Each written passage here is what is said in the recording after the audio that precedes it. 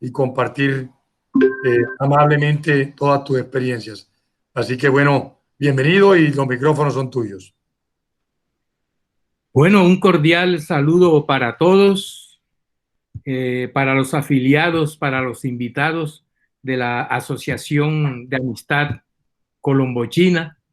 Un saludo a Guillermo Puyana, a los doctores Guido Parra, al doctor Antonio Mendoza, mi amigo, a Osvaldo Enrique Mesa, bueno, y a los demás directivos. Desde Colombia también un saludo muy especial al alcalde socialista de la ciudad de Ancud, Chile, Carlos Gómez, que en este momento debe estar viéndonos.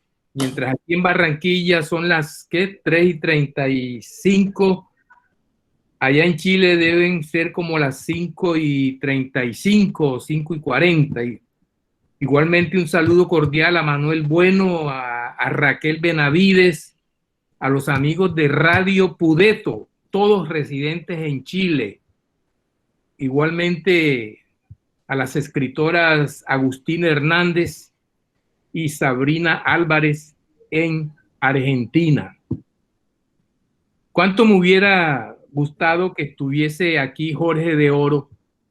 Porque cuando yo vine de China, creo que una de las primeras personas con quien me reuní en ese momento fue con Jorge de Oro, con el que hicimos una reunión con Aquiles Alfaro, creo que Astrid Coronado, Jorge Urueta, creo que estuvo Rodrigo Rodríguez allí.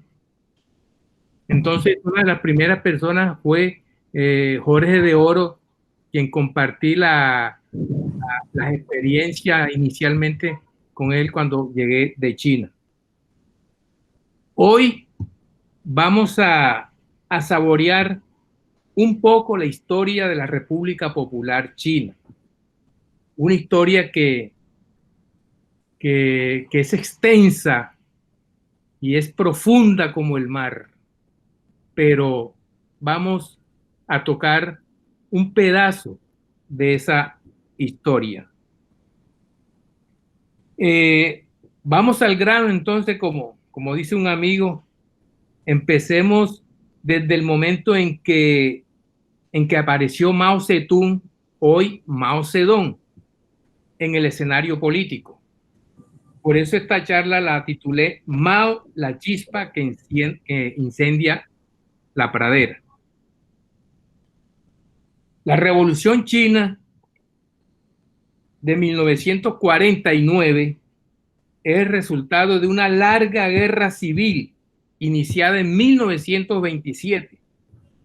Fíjense ustedes, la Revolución China fue en 1940, el triunfo de la Revolución China fue en 1949 y prácticamente se inicia en 1927. O sea que lo que duró la guerra de liberación en China fueron como unos 37 o 38 años, algo así. Eso me causa curiosidad porque la guerra que nosotros teníamos aquí, la guerra que la FARC tenía aquí, llevaba más de 60 años. Imagínense ustedes. Y la guerra que hubo en Cuba, el triunfo de la Revolución Cubana, creo que también fueron como 2 o 3 años. Entonces, por eso fue que cuando a Fidel le dijeron que la lucha de la guerrilla colombiana llevaba casi 50 años, eso fue una sorpresa para él. Entonces, fíjense ustedes que se inicia en 1927, en la que se enfrentaron los llamados nacionalistas del Kuomintang, encabezados por el general Chiang Kai-shek, y los hombres del Partido Comunista de China, encabezada por Mao Zedong, que a la postre fue quien quien salió victorioso. Mao nació el 26 de diciembre de 1853 en Shaochang, provincia de Hunan, la cual tuve el gusto de conocer. Quiero hacer un paréntesis aquí en esto, para tener una imagen más o menos. Shaochang es una aldea más o menos aquí en el Atlántico, como Tubará, ¿entiendes? Como Tubará. Con la diferencia que Tubará creo que tiene 5.000 habitantes. Y la aldea de Shaochang, donde nació Mao,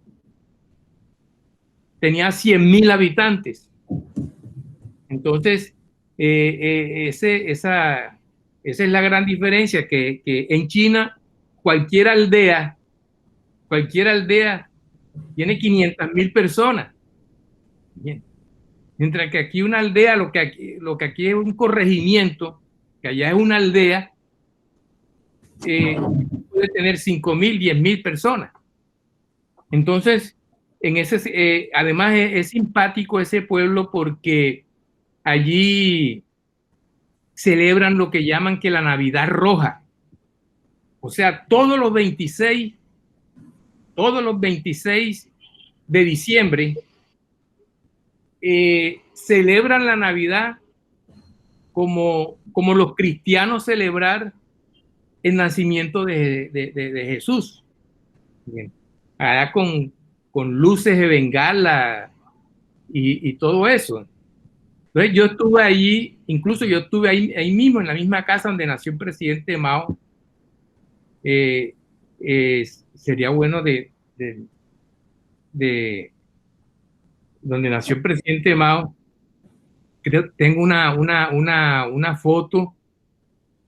En ese momento era una casa, una casa muy, muy sencilla. Ahí la tenemos, una casa al fondo, y ahí me encontraba yo en ese momento en Shaochang, la aldea donde nació el presidente Mao. Hoy en día eso está transformado. Hoy en día es una casa museo que recibe cerca de 20.000 personas diarias. Imagínense ustedes, de turistas. 20.000 turistas diarios. Y eso les representa unos dividendos muy grandes al gobierno. O sea que Mao desde la tumba también está produciendo dividendos. Entonces, ahí en esa casa hay una especie de restaurantes que llamamos Mao Yang. Mao Yang se llaman esos restaurantes. Una señora antes que llegaban los turistas y vendía la galletica y vendía las cositas al turista. Pero eso, la expectativa creció tanto que entonces ella se inventó un restaurante. Hoy ese restaurante hace parte de una cadena que hay en toda China y tiene nada menos que unos 30.000 empleados. Tiene ese restaurante Mao Yang, que nació en la casa museo del presidente Mao. Entonces, ese era un apunte que quería decir. Entonces, hablemos un poquito de los antecedentes. Antes de la revolución de 1949, Mao apoyó fuertemente uno de los movimientos estudiantiles más importantes que tuvo China, el movimiento 4 de mayo. ese movimiento, en cierta medida, parte de la historia. Es un movimiento estudiantil, era un movimiento estudiantil, un movimiento pero patriótico, un movimiento estudiantil pero patriótico. Incluso el mismo Mao lo califica de pequeño burgués, pero es patriótico porque los estudiantes que siempre han jugado un papel importante en el desarrollo político de China, se paran en la raya, protestan digamos, por los privilegios que el Tratado de Versalles le da al Japón. ¿Entiendes? Incluso ese tratado le da casi que no recuerdo ahora, pero le da una provincia al Japón en China. Y los japoneses tienen un privilegio grande en China. Y el movimiento 4 de mayo lo apoyó Mao, a pesar de que era un movimiento que él mismo catalogó de pequeño burgués. Pero en este periodo, 1900 a 1930, prácticamente la vida de Mao es una novela, ¿entiendes?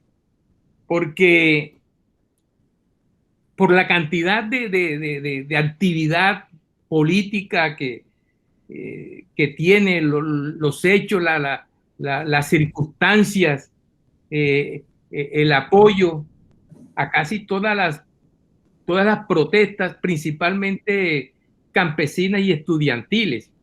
¿Entiendes? Mao participa en la rebelión, en la gran rebelión de Shanghái. Estoy hablando antes de la revolución de 1949. ¿Entiendes? Participa en la gran revolución de Shanghái, en la revolución de Cantón. ¿Entiendes? Y es uno de los que ayuda a crear un movimiento que tiene un nombre muy simpático. Se conoce como el movimiento Vengar la Vergüenza China. Ese se llama así se llama el movimiento que salió de las rebeliones de Shanghái y de Cantón, y que fue prácticamente, que fue apoyado fuertemente por el mismo Mao. Mao ayudó, fíjense bien esto, a tumbar la última dinastía de China. Se escribe Q-U-I-N-G, Qing. La dinastía Qing fue la última dinastía de China y la ayudó a tumbar Mao. Bien. Las dinastías en China llevaban 2000 años de dominación. Yo me puse a comparar. Nosotros aquí en Colombia llevamos 200 años de república, época republicana. Llevamos 200 años de dominación prácticamente de la burguesía, ¿entiendes? Y ahora China, que tenía 2000 años, la dominación era totalmente de las dinastías. Y Mao en la historia aparece como el hombre que apoya y que ayuda a tumbar esa dinastía. Organizó el movimiento campesino de Hunan, ¿entiendes? Junto con Zhou Enlai creó la primera base revolucionaria en las montañas de Hunan. Y aquí sucede un caso muy curioso, un caso bastante simpático, que ¿Qué sucede? Que Mao, en la provincia en las montañas de Hunan, creó un pequeño estado, es decir, un estado dentro del estado. Imagínense ustedes lo que quería hacer, lo que intentó hacer Tiro Fijo. República Independiente de Marquetalia dentro del estado colombiano. Fue lo que en cierta forma hizo Mao. Creó un estado en Hunan, en Hunan, que lo llamó República Soviética de China, porque en ese tiempo Mao era una persona muy afiliada a la ideología de la Unión Soviética. Y a veces la llamaban, a veces la llamaban Soviet Jiangxi, Soviet Jiangxi, a la república esa que creó Mao. Miren lo que hizo. Él organizó el campesinado allí, la gente y todo, en plena, digamos, en pleno dominio de Kuomintang. Y convocó a unas elecciones. Convocó a unas elecciones en Hunan. Y ganó las elecciones. Lo nombraron presidente, salió elegido como presidente de Hunan. Pero eso fue más simbólico que real. Eso fue más simbólico que real. Pero ya él tenía la idea del concepto de Estado. Entonces, junto con Zhou Enlai, él hizo eso, ¿entiende? Y los líderes más importantes de China en ese periodo se iban a estudiar a la Unión Soviética, los grandes intelectuales, o a Europa. Sucedía como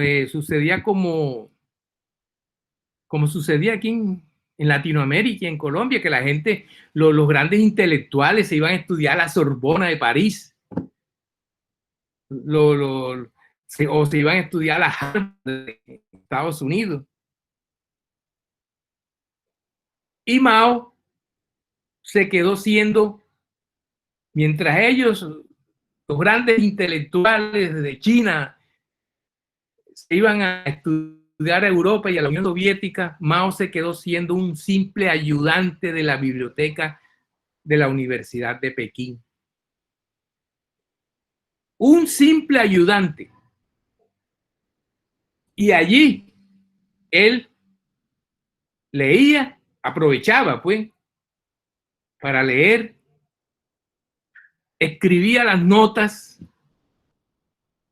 y escribía algo que lo apasionaba mucho: la literatura, principalmente la poesía. Mao es poeta. Por aquí, este es un libro que se llama Mao Zedong Poemas. O sea, los poemas de Mao Zedong. Aquí tenemos un libro de poemas de él. Y Mao Zedong duró como 30 años fuera de su pueblo. Nació en Shaochang y después se fue para las montañas de Hunan y empezó a hacer una correría por diferentes Chinas, y como lo perseguían, entonces él no llegaba a Shaochang. Él vino a llegar como a los 30 o 30 y pico años después, y a esa llegada él escribió un poema. Mire el poema que él escribió. Se titula Llegada a Sauchán. Esto fue, retorné a Sauchán el 25 de junio de 1959 tras una ausencia de 32 años. Imagínense ustedes, después de 32 años volvió a su pueblo. El poema dice: malditos los días que huyeron recordados como un sueño confuso. Mis antiguos lares de hace 32 años. La bandera roja alzó las alabardas de los siervos, mientras la garra negra mantenía en alto el látigo tirano. Del sacrificio nace la decisión heroica, atreverse a crear un nuevo cielo para el sol y la luna. Dichosa visión, olas sucesivas de arroz, de mieses y héroes que vuelven por todos los senderos en el atardecer borroso. Es un poema de Mao que de pronto muchas personas no conocen esa faceta de él. Pero Mao tiene, incluso averiguando, tiene no solamente poesía, lo que más le gustó fue la poesía, pero tiene textos narrativos sobre el río Amarillo. Bueno, También Mao participó en la creación del Partido Comunista en 1921. Todo esto son antecedentes de la Revolución China. Recuerden que aquí en Latinoamérica,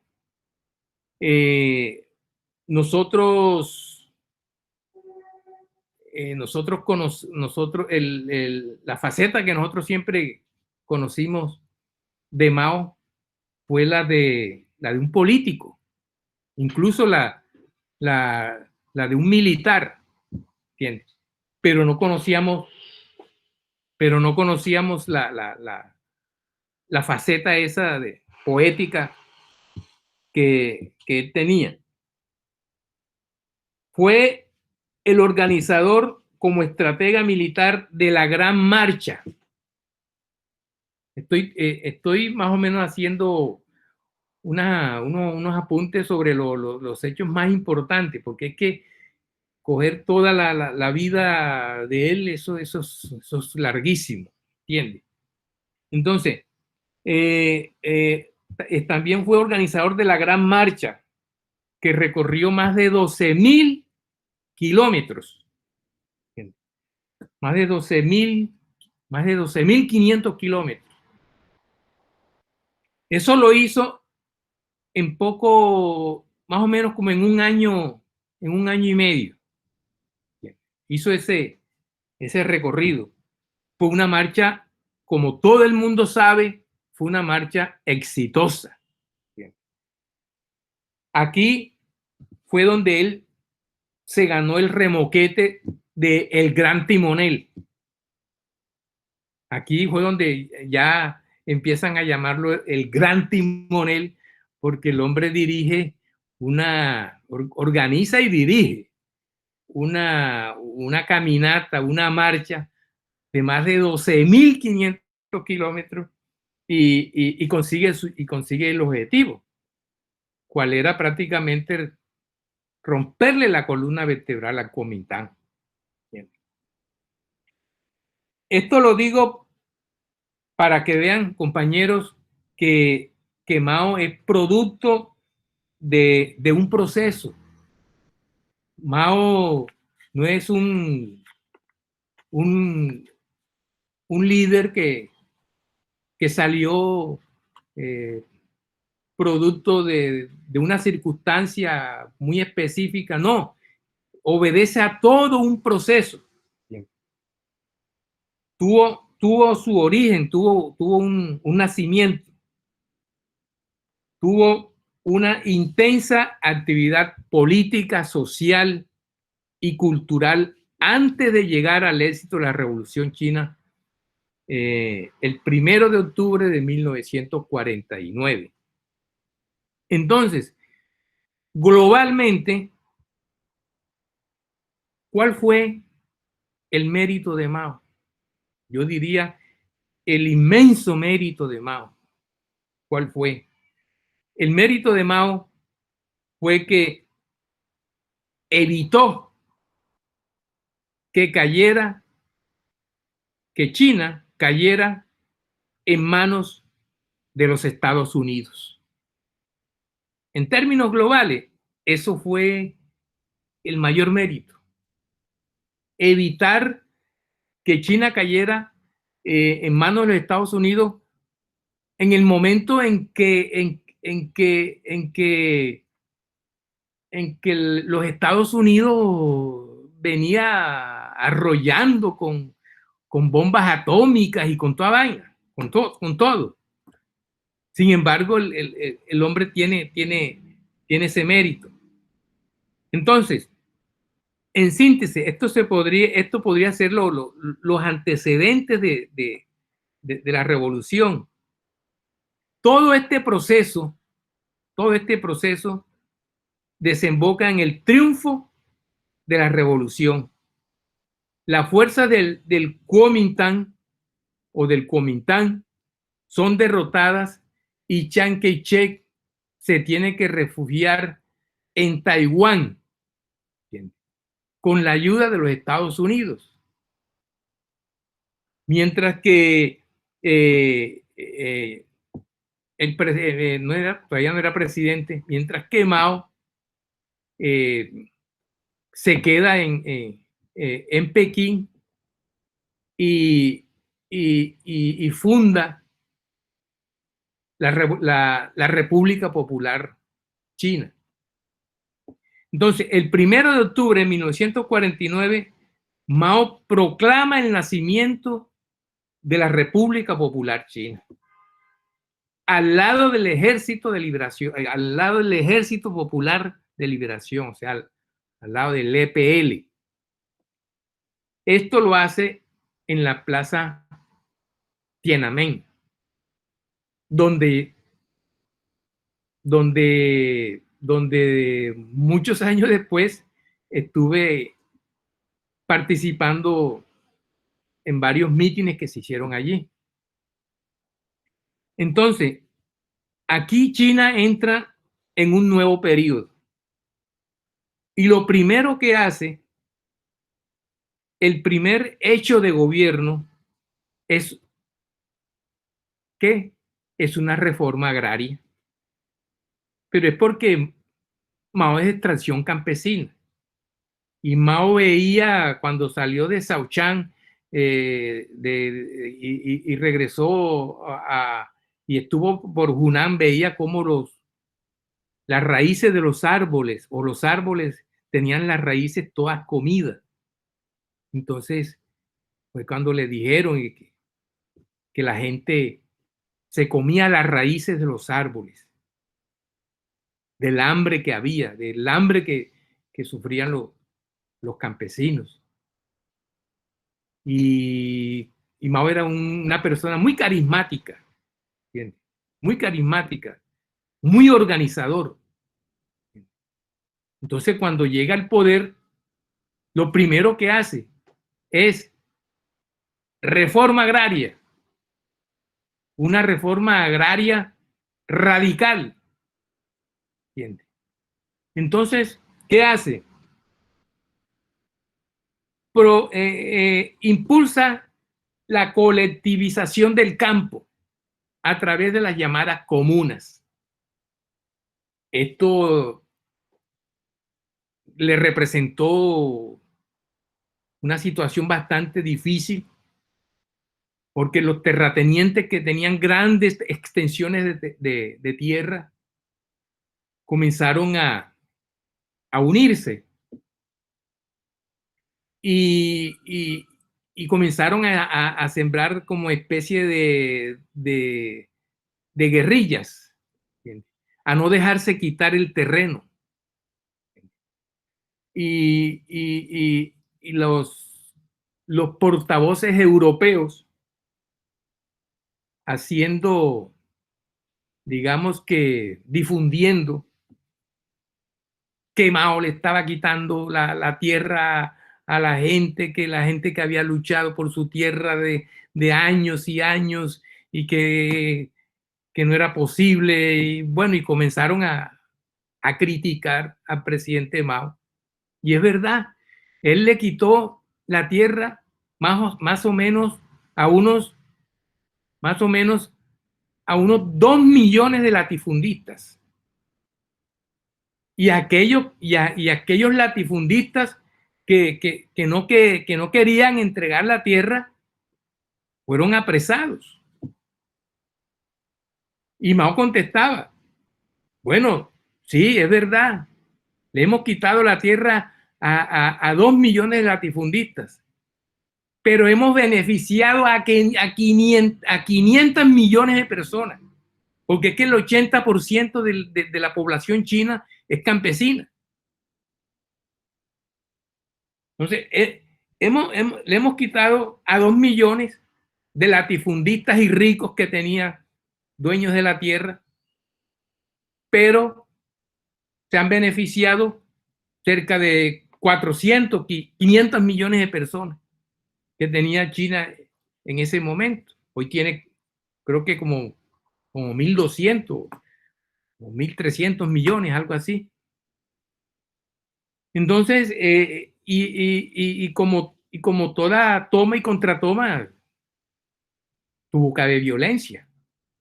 Eso no iba a ser un color de rosa, ¿entiendes? Y mucho menos con los latifundistas. Entonces, ese periodo de la colectivización de la tierra fueron redistribuidas grandes extensiones de tierra, finca de los terratenientes feudales, fueron expropiados y se les entregó a esa inmensa mayoría de campesinos pobres para que la cultivaran, porque lo otro era que los latifundistas eran dueños de los terrenos, pero no la cultivaban, la tenían allí. Entonces se les redistribuyó, Mao la redistribuyó para que la cultivaran. Eso fue una revolución radical. Entonces, la economía agrícola individual, la economía agrícola individual que había, se transformó en una economía agrícola cooperativa, donde la base principal eran las comunas. Bueno, que comenzaron bien. Las comunas empezaron bien, con resultados medianamente satisfactorios. Pero aquí Mao cometió un error a mi modo de ver. Mao quería un desarrollo rápido del socialismo. Tenía un afán, incluso quería saltarse etapas históricas del desarrollo económico y social. Quería saltárselas. Entonces, cogió y dice que las comunas tenían que, cada comuna tenía, le ponían unos topes, y cada comuna tenía que producir necesariamente los topes que en este caso el Comité Central les aplicaba.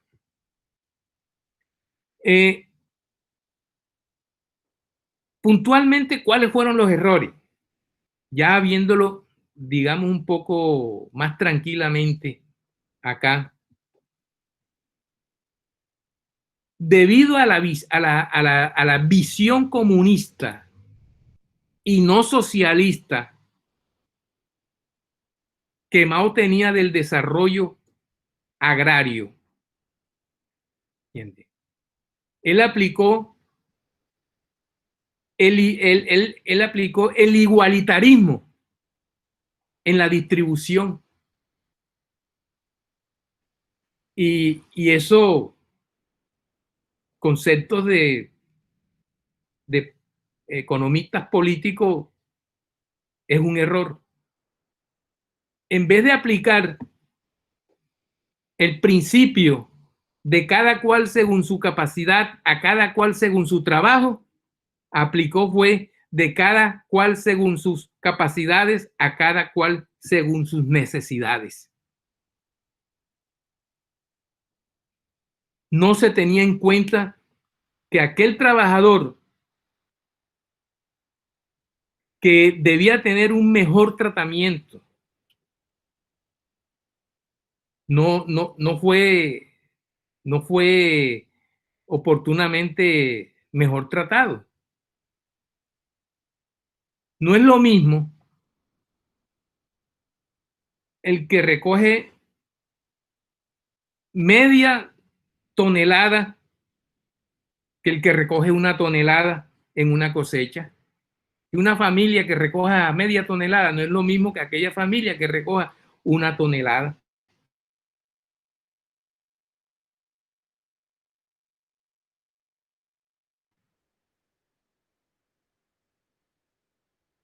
Tuvieron éxito.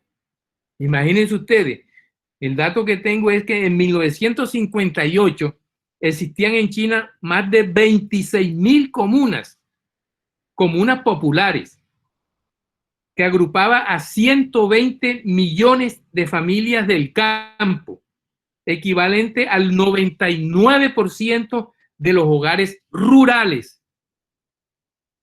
Esto es un buen resultado. Es distorsionar la historia si decimos que las comunas fueron un fracaso total, como hoy en día muchos historiadores lo hacen. Que las políticas de Mao trajo hambruna, eso es discutible. Allá hay un concepto sobredimensional. Eso es sobredimensionar la historia, tergiversar la historia. Y aquí estoy haciendo un poco de contrahistoria, porque es que la mayoría de los manuales y la mayoría de los videos y la mayoría de las películas que no son producidas en China hablan es de hambruna. Y de eso no podemos decir que China es la única. ¿Y dónde me dejan a mí, por ejemplo, la hambruna de Grecia de 1941 a 1944? Y comparemos lo que es más o menos la misma época en que se presentan las hambrunas en China. ¿Y por qué no hablan tanto de las hambrunas de la Grecia, de la gran hambruna de Grecia en 1941, que se generó por la ocupación de la Alemania en la Segunda Guerra Mundial? Eso no hacen énfasis sobre eso. ¿Dónde me dejan la hambruna holandesa de 1914? En plena Europa. No estamos hablando ni siquiera de África.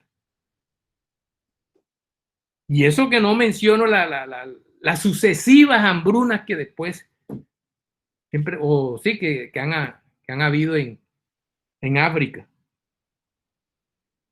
Se centran en la hambruna china, producto de las malas cosechas, por las catástrofes naturales, las inundaciones, las adversidades climáticas que arrasaron a China en esa época. Incluso hubo hasta temblores, terremotos. No solamente como le quieren endilgar por los errores políticos, sino que ahí se confabulan muchos otros elementos. Entonces, si nosotros cogemos un libro de historia, vamos a encontrar que Mao fracasó con las comunas. Y yo como visitante que estuve un tiempo en China, hasta hice de pronto un trabajo más o menos periodístico, sin ser periodista. Porque yo conversaba con gente, incluso yo tengo fotos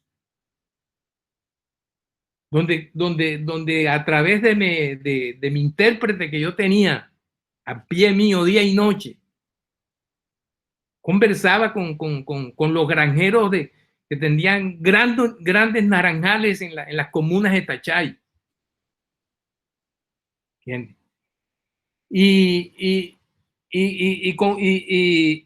Y conversaba con gente que todavía, porque es que todavía en estos momentos todavía hay como dos o tres comunas que sobreviven, y que conversaba con gente que estaban metida en el cuento de las comunas, y el testimonio es un poco diferente. Entonces, eso hay que hacer como especie de una reflexión, porque es que ahora todo le quieren achacar de que Mao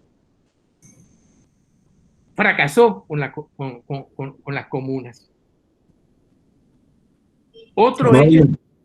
Amaury, para ubicarnos en el tiempo, ¿por qué no nos cuentas un poco cuál fue el tiempo que tú tuviste en China? ¿En qué época? ¿En qué año? No, allá voy a llegar. Ok. Allá voy a llegar porque me dijeron que tenía 2 horas.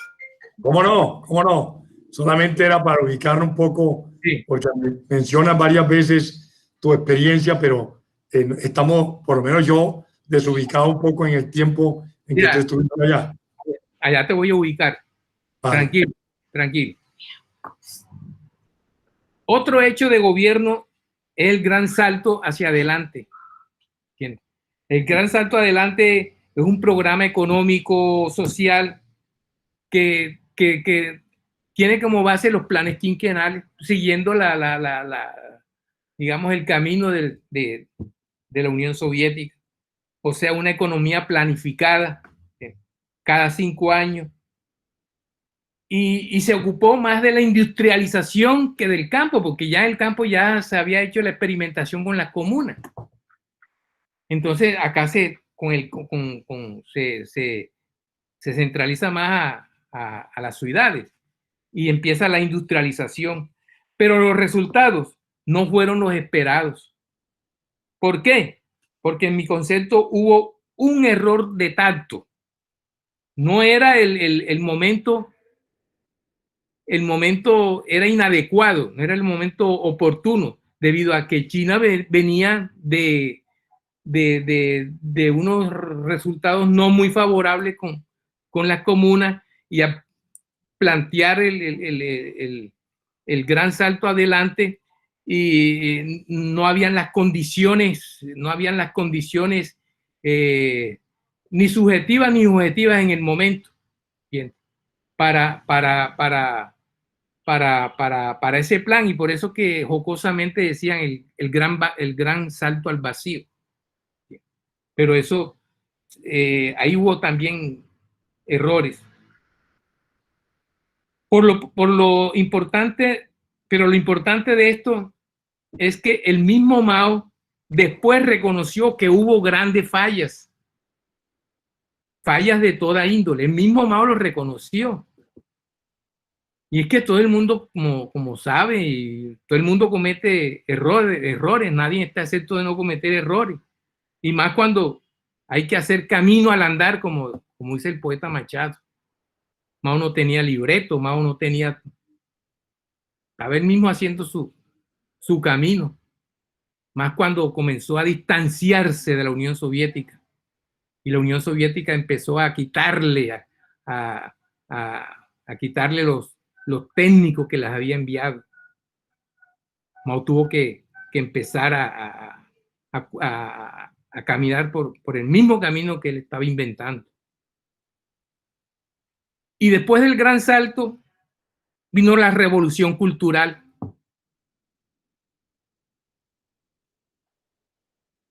Fue un gran movimiento sociopolítico que yo digo que fue justo y necesario. La historia dice que fue una catástrofe y muchos es la idea que tienen, que fue una catástrofe. Pero hay que ir a la fuente como fui yo en ese momento. La revolución cultural empezó en mayo de 1966 y terminó en 1976, duró 10 años. Entonces, ¿por qué se produce la revolución cultural? Porque Mao vio que elementos nocivos se habían infiltrado en el partido y en el gobierno que podían restaurar el capitalismo. Y esto es natural. Cada quien defiende lo suyo. Mao defendía a capa y espada lo que él había hecho. Entonces, para defender la revolución, saltó al escenario los llamados Guardia Rojo. Esa Guardia Rojo fue creada en la Revolución Cultural y fue creada por el mismo Mao. Una campaña de denuncia. El movimiento se extendió al ejército, se extendió a la cultura, a la política, a los trabajadores, incluso al mismo gobierno. Un verdadero volcán en erupción envolvió a toda China. Aparecen los famosos dacibaos por todas partes. Al frente de esta campaña estuvo Chiang Ching, la esposa del presidente Mao, que saltó al escenario en el 1972. Entonces, cuando se desarrolla la revolución cultural o en la revolución cultural, afloraron dos líneas. La línea radical maoísta y la línea conservadora que se transformó después en la línea reformista. La línea radical ganó la primera batalla. ¿Por qué? Porque subió al poder en 1967, un año después de haberse iniciado la revolución cultural, y comenzó a darle duro a los derechistas. Hubo una gran actividad contra medios y altos funcionarios, y para apaciguar los ánimos surgió Zhou Enlai, y durante un diálogo para solucionar la situación, y de este modo salvó a muchos funcionarios del escarnio político. Pero la revolución cultural cambió el pénsul de los colegios, criticaba a los profesores proburgueses, explicaba los valores y los principios del socialismo. Todos los medios de comunicación, periódicos, revistas, emisoras, pasaron al servicio de la revolución cultural. La revolución cultural fue una especie de lo que Regis Debray dijo que revolución en la revolución. Una revolución que se produjo dentro de la misma revolución cultural, siempre con el libro rojo. En ese tiempo, el libro rojo, que se imprimieron 1 billón de libros rojos, o sea, 1.000 millones de libros, y fueron repartidos gratuitamente al pueblo chino, que en comparación no es nada. para la cantidad de gente que había en China. Entonces, durante la Revolución Cultural se descubre un sinnúmero de personas influyentes, como son los intelectuales, gente del mismo gobierno, agazapados, que eran enemigos del socialismo y fueron detenidos. Claro, hay que reconocer que los guardias rojos en algunos casos se pasaron de piña, como se dice. Abusaron y el presidente Mao se dio cuenta y para controlar la situación incluso hasta ordenó la intervención del ejército. Fueron 10 años de dominio de la revolución cultural, como les dije, desde 1966 hasta el 76, cuando muere el presidente Mao. A los pocos meses de la muerte del presidente Mao, yo llego a Pekín. Es decir, yo llego cuando está finalizando la revolución cultural. Yo llego en un otoño de 1977. Yo llegué invitado por la Asociación de Amistad Chino-Latinoamericana. Todavía se percibía el profundo dolor por el fallecimiento de Mao. Pero a la vez me di cuenta de algo. Me di cuenta de una gran agitación, grandes concentraciones en la plaza Tiananmen, en las esquinas, gente en las calles que polemizaban. Pero como yo no entendía el idioma, no sabía qué discutían. Después, el intérprete me decía, me explicaba, un intérprete, un joven que salió del Instituto de Lenguas Extranjeras de Pekín y que estuvo conmigo desde el primer día hasta el último día por espacio de 2 meses. Por espacio de 2 meses que estuve allí. Fue entonces cuando me di cuenta que habían 2 líneas. Los radicales ortodoxos confrontaban con los reformistas de Deng Xiaoping. Pero en esta ocasión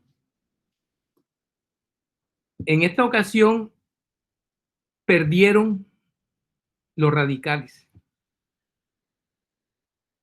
Y digamos, el primer round lo ganaron los radicales izquierdistas, que eran los que estaban con Mao Zedong, y al frente de ella, de eso estaba la esposa Chiang Ching. El segundo round es cuando yo llego. Y cuando yo llego, el presidente era Juan Cuofén. Y yo estaba como en esa transición. Yo estaba como en esa transición. Todavía el presidente,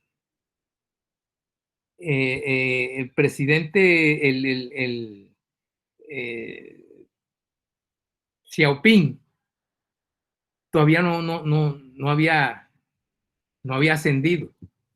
¿Entiendes? Entonces, quien ascendió fue Huacofén. Entonces, Huacofén, lo primero que hace es mandar a apresar la banda de los 4. La banda de los 4 que tenía un poder porque eran los que dominaban todo el escenario de las comunicaciones y todas las revistas Pekín Informa que salían para el exterior, venían con la línea política de los radicales. ¿Entiendes? Entonces, compañeros, el mundo, digamos, China me sirvió para entender que los conceptos no son inamovibles, porque yo vi que las cosas estaban cambiando, ¿entiendes? Y entonces mi primer problema que afronté cuando llegué, después de la muerte del presidente Mao, era cómo desquematizar mi mente. Cómo desquematizar mi mente de la ortodoxia. Aún yo no entendía. Yo no entendía las críticas a las comunas, ni entendía las críticas al gran salto adelante, ni entendía las críticas a Mao, ni a la revolución cultural, porque estaba esquematizado.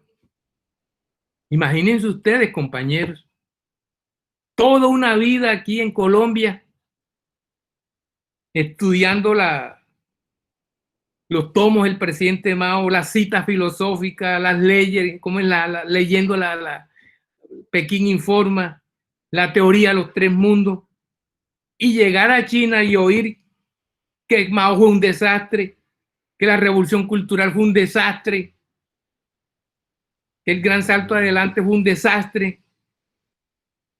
Eso yo lo veía descabellado, una locura. Mire, lo que me ocurre cuando yo llegué a China, me encontré que el principal enemigo no eran los Estados Unidos, sino la Unión Soviética. Que la tarea central del momento era desintegrar la amenaza de la Unión Soviética, que era lo que llamaban el socialimperialismo ruso. La revista Pekín Informa publicaba suficiente material sobre el tema. Y la lucha contra el hegemonismo de los países del primer mundo, la Unión Soviética, los Estados Unidos, se puso al orden del día. Muchos de los partidos ML a nivel internacional no entendían la posición de China y la señalaban. Creo que ustedes deben recordar eso, que había girado hacia la derecha. Pero la discusión no solamente se dio en los partidos, ni en las organizaciones ML a nivel internacional. En la propia Pekín se formaban grandes debates alrededor de la teoría de los tres mundos. Ustedes saben muy bien la famosa teoría de los tres mundos, cuando Mao dice que el primer mundo está constituido por dos superpotencias, la potencia de los Estados Unidos y la potencia de la Unión Soviética, y que los países del segundo mundo son aquellos que están constituidos por Japón, por Canadá y los países europeos, y que los países del tercer mundo son todos los países asiáticos, menos el Japón, con los países latinoamericanos y los países africanos. Esa teoría hoy en día no tiene vigencia. Entonces yo llego en ese clima y se forman discusiones y polémicas y yo asistía a la Plaza Tiananmen convocado porque convocaban uno y convocaba un sector y convocaba a otros sectores. Y yo de pronto hasta inocentemente o no sé, yo asistía. Y se pudo uno dar cuenta de que eran grupos de 15 y de 20 en la Plaza Tiananmen, donde podía haber 200, 300,000 personas, pero tiene una capacidad de 1,000,000. Y están por grupos y todo el mundo discutiendo la teoría de los tres mundos, ¿entiendes? La teoría de los tres mundos fue quedando a un lado en la medida que pasaban los días y yo recorría Pekín, fueron pasando los días, yo me di cuenta que la teoría de los tres mundos fue quedando a un lado. La lucha ideológica contra la Unión Soviética fue disminuyendo notoriamente y China le abrió las puertas al capital extranjero. Es decir, se abrió al mundo y comenzó una nueva era. Entonces, si bien China vivía fervorosamente la revolución, había que reconocer que China seguía siendo un país pobre y atrasado. A pesar de la revolución, después de 20 años, seguía siendo completamente agrario y subdesarrollado. Entonces, cuando uno llega a China, como en el caso mío, informado por todo lo que habla de China Reconstruye, Pekín Informa, uno llega con una visión de encontrar un socialismo, por lo menos medianamente avanzado.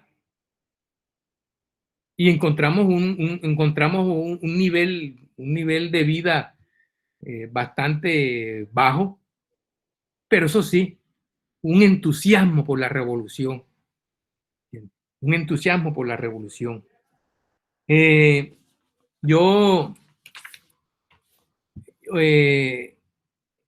problema mío era cómo llegar a Colombia y decirle a los compañeros, mire camarada, aquí el problema no es con la burguesía, hay que aliarnos con la burguesía. Ya el problema no es con los Estados Unidos. El principal problema, la contradicción principal, es el social imperialismo ruso. Incluso si hay que hacer alianza con los Estados Unidos, se hace. Porque la contradicción principal es con la Unión Soviética. Eso era lo que yo pensaba. Salir yo con eso acá. Y dicho y hecho. Cuando regreso a Colombia, me reúno con Jorge de Oro, que fue con el primero que me reuní con Aquiles y otros amigos, con Urueta, y les planteo que aquí hay que buscar una forma de alianza, abandonar la lucha que siempre ha venido tradicional contra el sistema y la burguesía, y que hay que aliarnos a la burguesía nacional. Eso no fue fácil. Eso no fue fácil. Y eso lo que hizo fue que muchos partidos a nivel internacional y aquí en Colombia se resquebrajaran. Muchos cogieron para la línea de Albania, para el Partido del Trabajo de Albania. Otros se declararon marxistas, pero independientes. Y otros, como en el caso mío, seguimos la línea que habíamos traído de China. En ese momento yo militaba con los camilistas, marxistas, leninistas de Colombia. Y eso fue un problema grande para las alianzas, porque todo el mundo nos señalaba que nosotros éramos de derecha y que éramos infiltrados y que éramos agentes de derecha. Entonces, eso no es fácil no fue fácil de entenderlo en ese día. Pero los chinos tenían la razón. Porque los chinos hicieron un giro. Y ellos dijeron, no, a nosotros no le tenemos miedo ni a los Estados Unidos, ni le tenemos miedo a los terremotos. Nosotros lo que le tenemos miedo es al atraso y a la pobreza. Y a eso hay que apuntarle. Y a eso es que nosotros vamos a apuntarle para salir primero de eso. Y eso lo dijeron cuando yo estaba allá, hacen casi 50 años. Lo dijeron. Y yo lo recuerdo muy bien. Cuando ellos en una reunión nos decían a un grupo de latinoamericanos que estábamos allí, nos decían, miren, nosotros no necesitamos ni 100 ni 150 años para modernizar a China. Nosotros lo que necesitamos es 50 años nada más. 50 años. Y necesitamos paz. Después que haya paz y necesitamos los 50 años, nosotros sacamos a China del atraso en que estamos. Y hoy en día, viendo esas reflexiones, me doy cuenta que tenían razón. En ese momento no lo entendía porque estaba todo esquematizado. Pero ahora me doy cuenta que tenían la razón. Eso más o menos es lo que quiero comunicarles.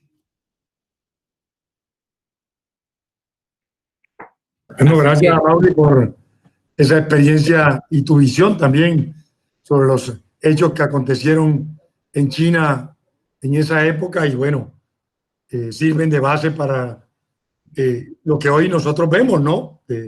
Cómo ha salido de su pobreza, cómo ha estabilizado a la clase media, cómo la parte urbana pues ha crecido de una manera tremenda a la que probablemente tú conociste y yo también. Sí. Yo fui allá un mes en el año 1984 y ya habían 5 provincias abiertas al mercado individual.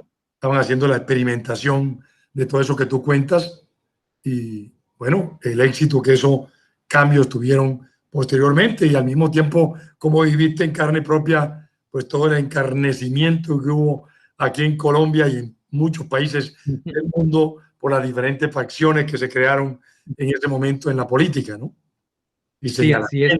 y traiciones y bueno, Sí. muchas cosas que los que ya tenemos alguna edad de alguna forma lo conocemos y los otros pues interesados en la historia seguramente que sí. Seguramente pues creo que habrá mucha gente que quiera hacerte más preguntas o comentarios, así que compañeros, siéntanse libres. La idea es que esto es una tertulia y creo que hay muchas cosas pues para comentar. Desde el punto de vista médico, solamente me gustaría agregar que del año 1949 al año 1969, más o menos, China pasó de tener una expectancia de vida de 44 años, que era lo que se vivía en el año 49 cuando triunfó la revolución, y posterior a esa reforma agraria que inicia Mao Zedong, se expandió la posibilidad de la vida hasta los 69 años, en casi 20 años de esa reforma agraria. O sea que el impacto que hubo sobre solamente la expectancia de vida desde el punto de vista médico ya marcó que había un cambio nutricional muy importante en la sociedad china. Así es.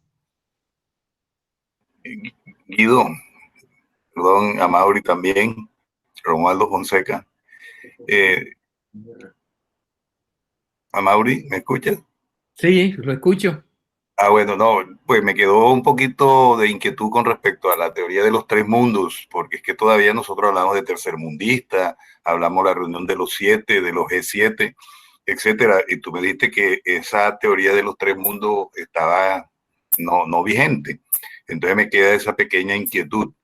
Sí. Y otra de las cosas, pues que también no mencionaste, es que inicialmente cuando nosotros leímos pues mucho también los libros de Mao, él hablaba que José Stalin era muy amigo del pueblo chino y de pronto uno encontró que hubo una ruptura grande e incluso China le mandó pues productos agrícolas en un momento crítico. ¿Qué me puede comentar sobre eso? Bueno, la teoría de los 3 mundos, ¿entiendes? Salió en 1900 comenzó a socializarla el presidente Mao en 1974. Ya salió publicada en 1976. 1976. Te digo que no tiene tanta vigencia la teoría de los tres mundos, porque es que la teoría de los tres mundos dice que hay un primer mundo, ¿entiendes? Hay un primer mundo. Ese primer mundo está constituido por los Estados Unidos y la Unión Soviética. Mao la invierte. Mao dice que está constituido por la Unión Soviética y los Estados Unidos. Porque dice, la pone de primero porque dice que la contradicción principal, el enemigo principal, la amenaza principal es la Unión Soviética. ¿Entiendes? Al desaparecer la Unión Soviética, no tiene sentido ese primer mundo. Ese primer mundo bipolar queda prácticamente hegemónico en Estados Unidos. Y la teoría no es duradera, porque todo el tiempo los países no van a estar en el tercer mundo. Durante mucho, es decir, en el tiempo los países avanzan y crecen, y países del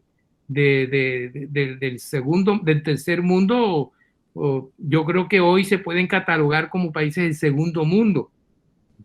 Y países, la gran mayoría del tercer mundo, existe todavía el tercermundismo, pero ha perdido mucha importancia a nivel mundial, ¿entiendes? Ha perdido mucha importancia a nivel mundial. Entonces, en mi concepto, en mi concepto acá, digamos que digo que es una teoría que está prácticamente muerta. Si no está muerta, está condenada ya a desaparecer, porque no hay líderes. No hay líder, y la teoría ya se desvertebró. Ya hay unos países que antes estaban en el segundo mundo y que antes estaban en el tercer mundo y que hoy están de paso a ser o a estar en el segundo mundo. Y países del primer mundo se desapareció, como fue la Unión Soviética. Entonces, ¿y China? ¿Dónde está China? China está en el tercer mundo. Es más, a pesar de los avances notorios que ha tenido China en todos los renglones, China todavía le falta muchísimo. Los mismos chinos todavía ubican a China como un país un país de tercermundista. Uno de los países que lleva un buen avance, pero que aún está en el tercer mundo. Está creciendo y está buscando que su población tenga por lo menos cierta comodidad en su vida. Sí, sí. El presidente está luchando por eso, ¿no? Están luchando. Que su población esté en ese nivel. Dos cosas que me gustaría que comentaras. Me mostraste una foto de la casa de Mao. Sí. Por el aspecto que yo no la conocía, por el aspecto que tiene, pues no parece un campesino pobre o de una familia pobre. La casa pues se ve de un hacendado, correcto, por lo menos en su aspecto externo en tu foto. ¿Qué impresión te llevaste tú de eso? Sí, la casa, es que la familia de Mao, digamos, no era una familia de pobre, era una familia campesino mediano, ¿entiendes? Y la mamá era budista, ¿entiendes? Y la población no tenía sino unas 5.000 o 10.000, la aldea, pues, la aldea, 10.000 personas. Pero lo poquito lo poquito de las comodidades que él podía tener, él las desechó. Él se dedicó totalmente al trabajo campesino, y se puede considerar que hoy en día esa casa se modernizó. Eso es un lugar de turismo donde están llegando diariamente, 20.000 personas. Están llegando 20.000 personas. Y cuando yo llegué, si ustedes vieron la casa, una casa ahí casi que todo de tabla, hoy no, una casa ya reconstruida y con todos sus salones y sus implementos modernos. Eso fue lo que vi. Y hay un turismo diario, ¿entiendes? Por eso es que el gobierno le metió una cantidad de dinero para reformar la casa de Mao. O sea que en tu experiencia, tu vivencia de 2 meses, solamente 2 meses en la vida de una persona, pues en menos del 1%, te cambió una forma radical de pensar y de ver el mundo, y eso que no entendías el idioma. O sea que una persona, por más esquematizada que esté, si tiene una vivencia y un impacto realmente importante, la base de cambiar su manera de pensar o de adaptarse a una nueva manera de ver el mundo, debe ser un choque siempre grande a nivel personal. Sí, grande, e interpretar la cultura de ellos. Porque es que yo tenía un intérprete al lado mío día y noche que, yo llegué a dominar algunas palabras. Y una vez en Shanghái, yo viajé a Shanghái, una vez en Shanghái, no sé, tal vez por congraciarme, una mujer, una china, me regaló unas frutas, y me regaló unas manzanas. Y yo, para congraciarme con ella, yo quería agradecerle, decirle las gracias, que me gustan las manzanas. Entonces yo se lo dije en chino, ¿entiendes? Entonces yo se lo dije en chino, que se lo dije así. Se lo dije, sei si ye. Entonces cuando ella me escuchó que yo dije sei si ye, ella se echó a reír. Y yo no sabía ni por qué se reía. Y entonces, pero ella riéndose y riéndose. Y después yo le dije le pregunté al intérprete, le dije, camarada, yo no sé si celoso, no sé, yo me la embarré, o yo le dije las gracias porque en chino. Entonces me dijo, cometí algún error. Entonces me dijo, no, lo que ocurre es que Seise, como usted lo dijo, Seise es una gracia despectiva, ¿entiende? Usted tenía que tenía que repetir primero Seise, Tunye, e inclinar un poquito la cabeza, ¿entiende? Entonces, pero ella se reía porque sabía cómo era extranjero y no. Bueno, entonces son cosas que uno comete por no conocer bien la cultura y el comportamiento de los chinos. Y la gestualidad de ellos, que es importante, los gestos. Los gestos. Amaury. Jorge, ¿ibas a decir algo, Jorge? Por favor. Bueno, Amaury, muy bien tu charla, muy sintética, muy bien todo. Hay una cosa que me inquieta mucho de todo lo que viste. Tú me dijiste que estuviste en Shanghái. Sí. Respecto a lo que uno ve por videos en cuanto a la vertiginosa modernidad de Shanghái, que es prácticamente una de las ciudades más grandes del mundo, más poderosas, su bolsa es inclusive superior a la bolsa de Nueva York ahora. Es decir, ¿cómo viste a Shanghái en ese momento respecto a lo que uno supone que es ahora esa Shanghái ultramoderna? No, así es. ¿Sabes algo?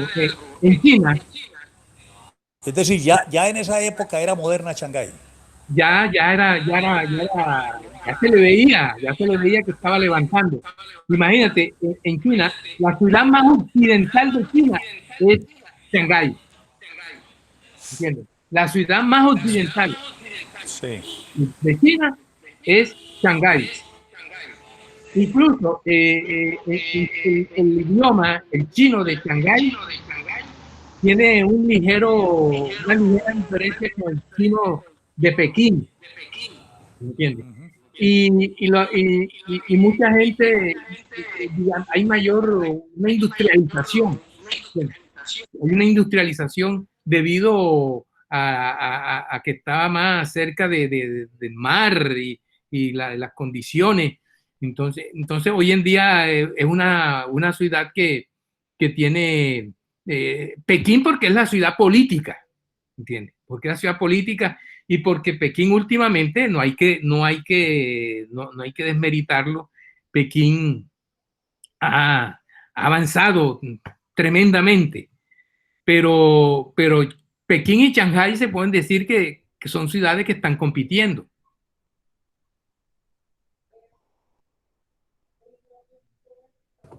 Sí, un poco haciendo parangón, Pekín es como la Bogotá nuestra, lejos del mar, sin río, correcto, pero con la fuerza política concentrada ahí, en Eso esa es. población.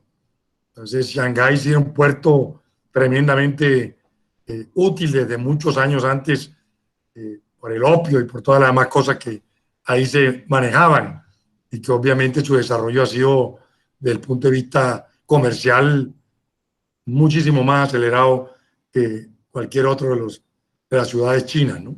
Toda la carga marítima pasa por allí, Sí. por Shanghái.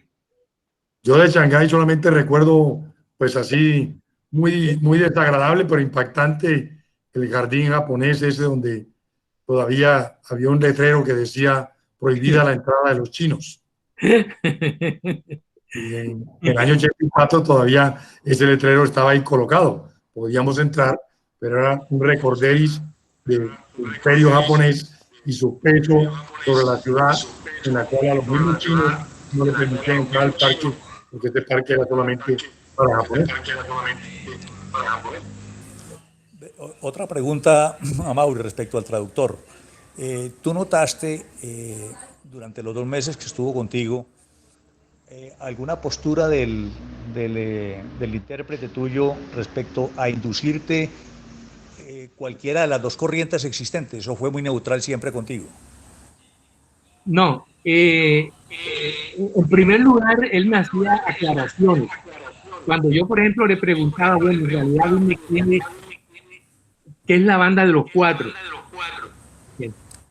Y entonces me hacía aclaración, y después de la aclaración veía que él tomaba posición. Bien. Y la posición que tomaba era la posición que tenía, la línea política que tenía China con los reformistas. Pero muy respetuoso, totalmente respetuoso, y siempre decía que yo tenía un punto de vista diferente que ellos votaran, que ellos aprendían de esto, que ellos aprendían de los diferentes puntos de vista, y siempre estuvo pendiente de que en los mítines, cuando yo iba a la Plaza Tiananmen, él estaba presente, y yo le preguntaba y le preguntaba, y cuando yo estuve frente al mausoleo de la urna de cristal del presidente Mao, que yo le preguntaba a él, ¿entiendes? Y él en el momento ahí no me hablaba, porque después me dijo que no se podía hablar, pero acá afuera me me respondía. Y él siempre me estaba explicando, y cuando fuimos a la muralla, a la Gran Muralla, lo mismo. En fin, él siempre estuvo conmigo, y la posición que yo siempre le vi fue una posición del lado del gobierno, ¿entiendes? Del gobierno de China en ese momento, que es el que actualmente está. ¿Entiendes? Porque yo llego cuando es Hua Guofeng el presidente. Y entonces después es Deng Xiaoping es que viene después, ¿entiendes? Pero todos los apuntes y todas las cosas, cuando iba a escribir las palabras, y él tenía muchas dificultades para la traducción, él estaba ahí presente. Eso me ha facilitado para yo, como tengo una serie de apuntes, eso me ha servido para escribir un libro, una novela que estoy a punto de terminar, una novela que se llama Otoño Rojo, una novela que parte no de los antecedentes de la revolución ni nada de eso, sino desde el momento cuando yo llego a China, desde ese momento. Entonces, estoy casi por terminar esa novela, y esperando que cuando la termine haya pasado la pandemia, para ver si la Asociación de Amistad Colombo-China hacemos el lanzamiento.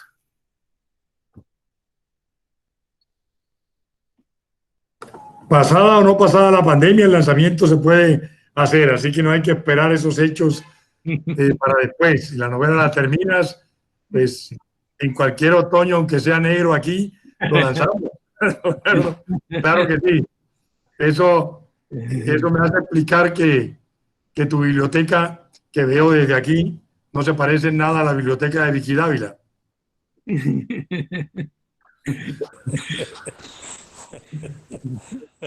Bueno, ¿qué más comentarios hay en la tertulia?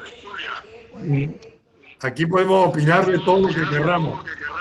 A nadie se le acusa de nada. No, yo la observación que hago es que, Amaury, a ti te toca prácticamente es cuando ya la banda de los cuatro está derrotada. Sí. Sí, ya han salido del escenario, porque cuando llega Hua Guofeng, el ascenso de Hua Guofeng simboliza el ascenso de una postura de centro, tampoco la reformista, ¿no? De centro, es decir, como más inclinada al lado de Mao. Hua Guofeng es de centro. Sí, es de centro. Entonces, porque yo en algunos escritos que tengo de Hua Guofeng, él sí le da muy duro a la banda de los cuatro, le da palo, inclusive de todos esos desmanes, por ejemplo, que le hayan cortado las manos a un músico por haber tocado a Beethoven porque era un músico de la burguesía. Es que fueron cosas muy escabrosas las que hicieron, sí, de extrema izquierda totalmente. Y realmente fue una de las causas de su derrota. Es decir, esa posición súper extremista, ¿no? Y excluyente con otras posturas, ¿no? Es la realidad. Por eso realmente se le abre paso en medio de esa situación al otro bando, al bando de las reformas. Sí. Pero cuando yo llego a China, como dices tú, se había acabado la revolución cultural, pero como los procesos no se acaban por decreto, que claro, ¡pum! Aquí llegó. No, sí.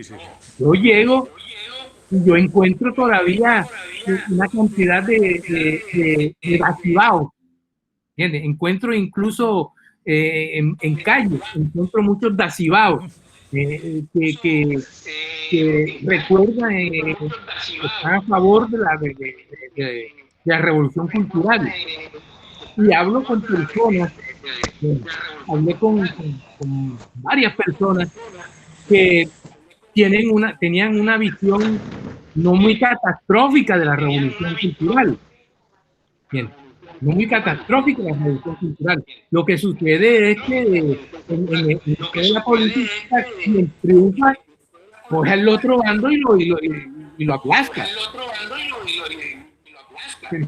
Lo aplasta. Pero entonces se ha ido diluyendo, hasta el punto que hoy en día ya la revolución cultural es historia. Y hubo sus desmanes, no hay, hubo caos, eso no hay que ocultarlo, pero digo que fue justo y necesario porque fueron los términos que yo escuché en algunas personas en Pekín, porque en realidad la visión que tenía el presidente Mao, que era nada de alianza con los capitalistas y seguir la reunión y seguir el país en la vía del atraso y de su desarrollo.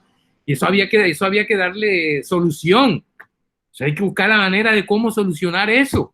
Sí, fue no tanto ideológico, sino que en la realidad, en la práctica, cómo solucionar eso.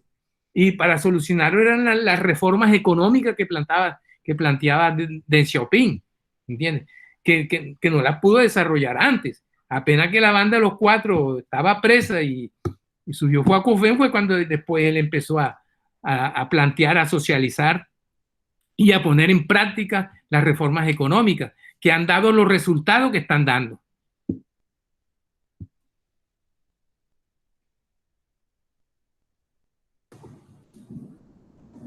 Sí, bueno, y cómo en todas las charlas el tiempo que te hemos oído la charla, y es la misma impresión que yo tengo, ¿cómo te pareció el culto a la personalidad de Mao?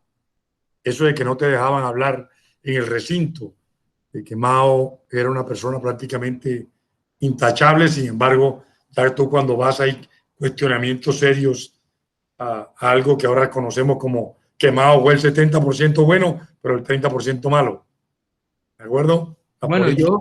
Sí, ¿cómo viviste ese culto a Mao, que de todas maneras todavía sigue existiendo, pero en esa época me imagino cómo sería? Sí, bueno, eso de culto a la personalidad, todos los líderes tienen alrededor de él cultos y casi que es una condición connatural de los líderes, de sentirse que ellos son los únicos, ¿entiendes? Pero el culto a la personalidad realmente yo no le doy no le doy la contundencia que quieren darle, ni lo ubico que dentro del 70 y el 30, como la evaluación que hacen actualmente los chinos, ¿entiendes? La evaluación que yo personalmente le pongo a Mao es de 80 y 20, ¿entiendes? Porque es que lo que hizo Mao, ni siquiera el presidente actual lo hace. Es muy fácil ahora que ya hay una estructura y está la revolución en el poder. Pero ustedes no se imaginan la época cuando empezó Mao, que empezó desde el momento en que empezó a tumbar a la última dinastía que había en China, ¿entiendes? Hasta cuando llegó al poder. Y cuando él ve que una cosa que él ve que la luchó bastante y ve que se está desviando, él tiene que pellizcar a la gente, ¿entiendes? Tiene que pellizcar, y la pellizcó con la revolución cultural. Eso es un concepto muy personal.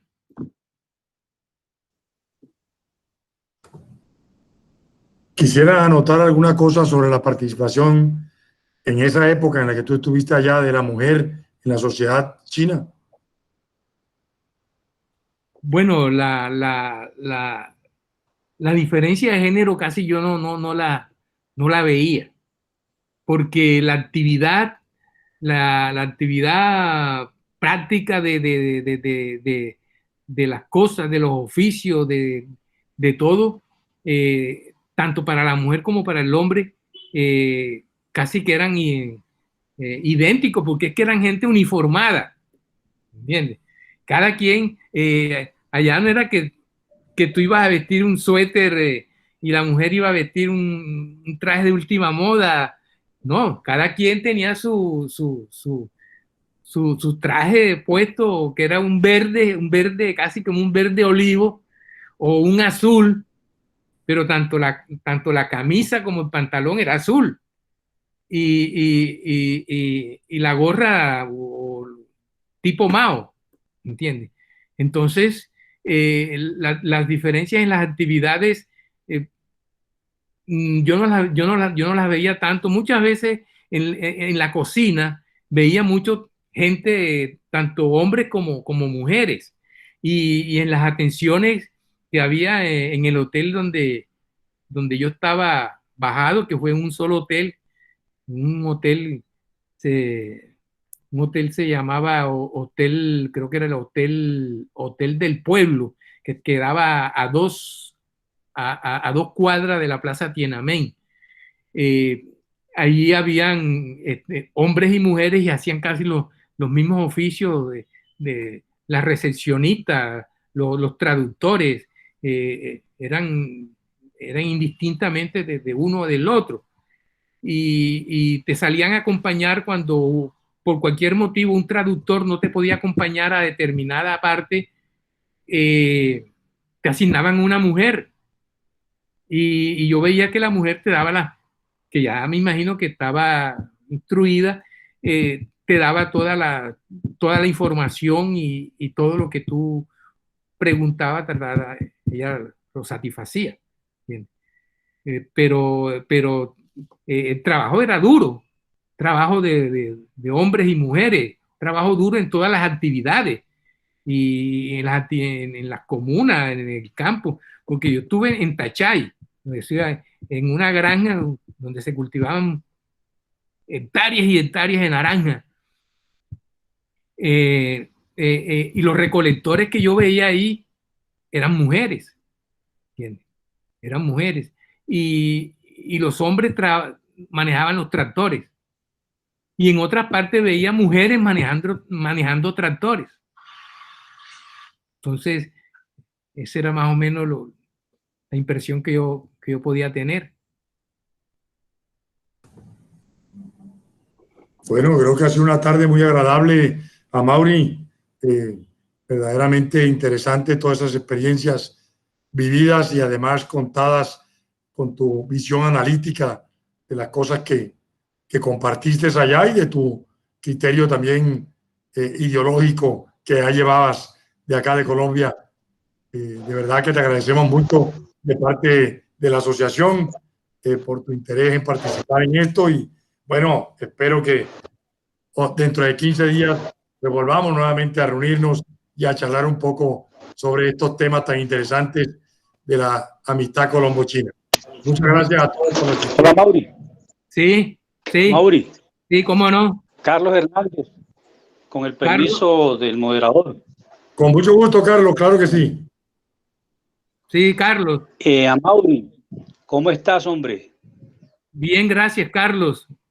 ¿Qué más, no? Bueno, retomando el choque que tuviste cuando llegaste a China, que llevabas esa en la mente de que la revolución solamente se podría hacer hacia la pobreza.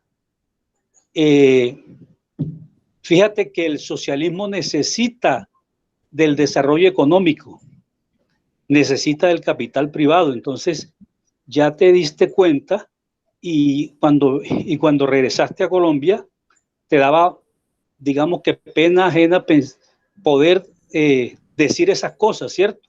Porque tú Sí. ibas era con otra mentalidad china y regresaste con otra idea. Sí.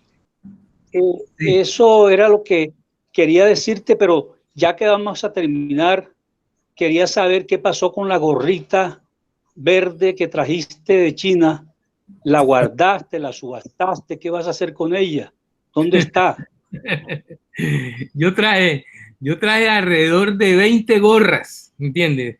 Traje alrededor de 20 gorras y a cada uno de los compañeros le regalé una, incluso le regalé una a David Sánchez Juliao, ¿entiendes? Aquí en Barranquilla ¿cómo es? A los compañeros, a Jorge Urueta, bueno, a una cantidad de gente le regalé las gorras y todas fueron bien recibidas, ¿entiendes? Y no solamente gorras, traje té, traje recipientes llenos de té, traje libretas rojas, cuadernos y como souvenir, y todo eso lo regalé a los compañeros de aquí, Barranquilla y otros en Montería. Sí, sí. Sí, yo recuerdo que te ufanabas en el barrio con la gorra Mao Zedong. Esa era una novedad, imagínate, en el año 74, 75, 76 más o menos. Entonces eso era una novedad para nosotros y llegó, mejor dicho, el extranjero para nosotros.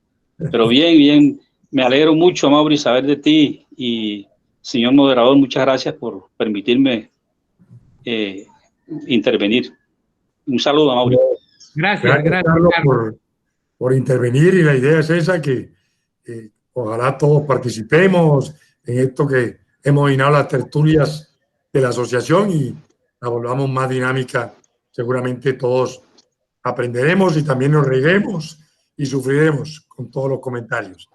Bueno, vuelvo a darle las gracias a todos y nos despedimos hasta dentro de 15 días. Ya les estaremos enviando nuevamente el comentario sobre qué va a ser la charla, para que todos, al mismo tiempo que participemos, nos volvamos también una forma de invitar más gente para participar más en estas tertulias. Gracias a todos y buenas tardes. Bueno, muchas gracias. Muchas gracias. Buenas tardes. Seisi Tunye.